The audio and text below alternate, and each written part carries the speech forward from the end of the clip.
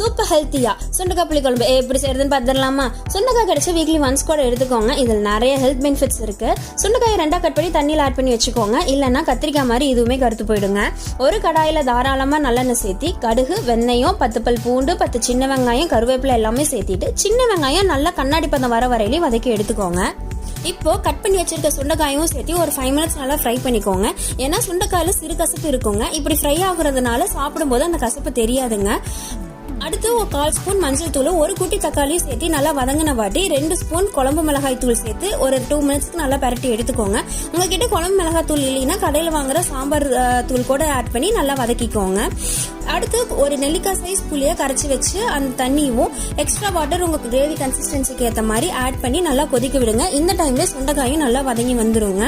லாஸ்டா தேங்காய் பால் சேர்த்து ஒரு 2 மினிட்ஸ்ல இறக்கிக்கோங்க. சூப்பரான புளிக்குழம்பு ரெடி. ட்ரை பண்ணி பார்த்துட்டு எப்படி இருக்குன்னு சொல்லுங்க. பாய்.